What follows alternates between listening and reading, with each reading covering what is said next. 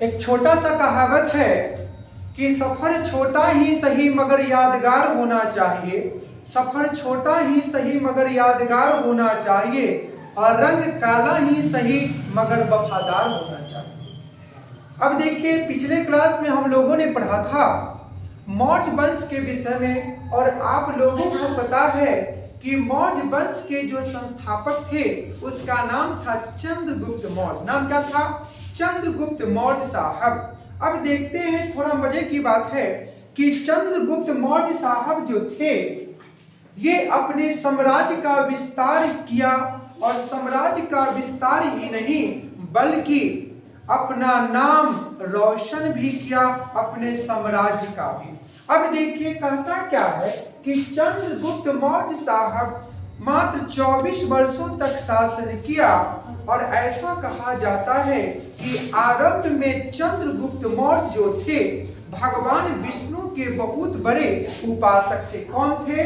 चंद्रगुप्त मौर्य साहब। अब कहता क्या है कि चंद्रगुप्त मौर्य समय बीतने के उपरांत जैन धर्म को स्वीकार कर लिया, और जैन धर्म को स्वीकार किसने किया? चंद्रगुप्त मौर्य ने।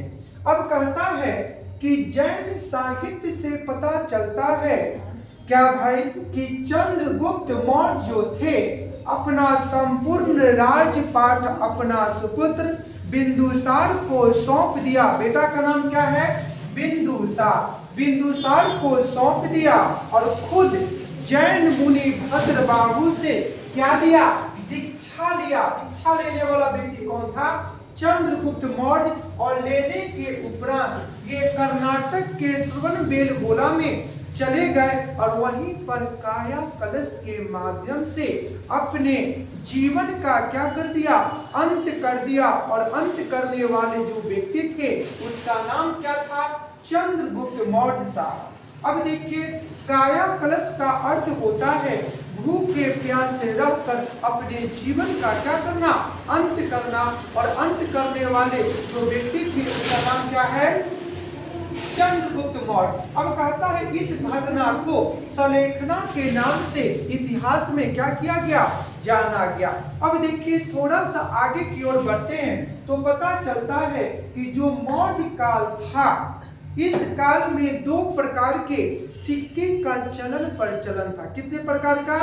दो प्रकार का। एक का नाम था तांबा और दूसरा का नाम था चांदी। किस काल की बात है भाई साहब? मौर्य काल की बात है। देखिए पीछे क्या कर रहे हैं सोना बाबू, थोड़ा ध्यान दे इधर। अब देखिए थोड़ा सा आगे बढ़ते हैं तो पता चलता है कि मौर्य काल में अपना न्यायालय भी था। क्या था? न्यायालय। और न्यायालय की हिंदी में क्या कहा गया है?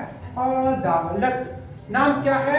अदालत। अदालत का एक छोटा सा फुल फॉर्म है, समझ लेते हैं प्यार से। कहता है क्या? अदालत की अ से आइए सनम, अद से दीजिए सनम, अल्लाह से लड़िए सनम, अत से तबाह होके मर जाइए सनम। नाम क्या है? अदालत। अब देखिए, न्यायालय दो प्रकार के थे। किस काल में? मौर्य काल में। एक का नाम था धर्म स्थलीय न्यायालय। नाम क्या है?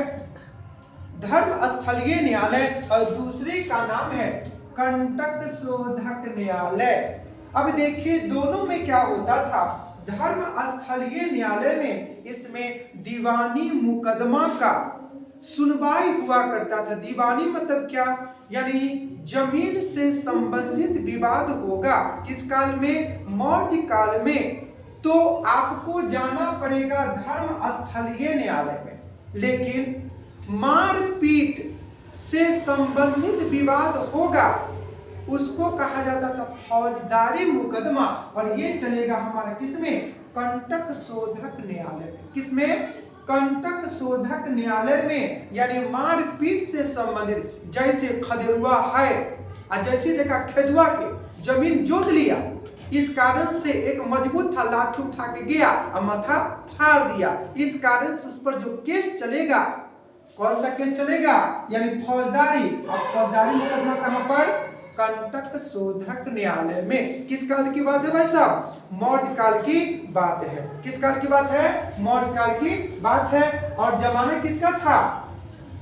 चंद्रगुप्त मौर्य का। नाम क्या है?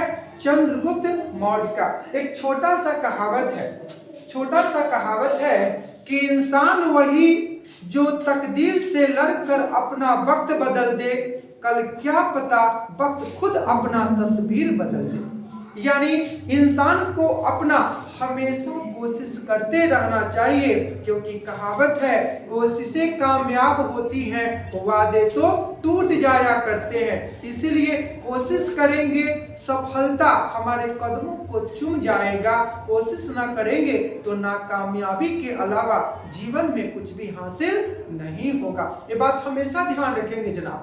अभी देखिए थोड़ा सा आगे बढ़ते हैं तो पता चलता है क्या भाई कि चंद्रगुप्त मौर्य साहब जो थे कोई छोटे मोटे नहीं थे, बल्कि अपने बुद्धि विवेक से, अपने गुरुदेव के सहायता से मगध की धरती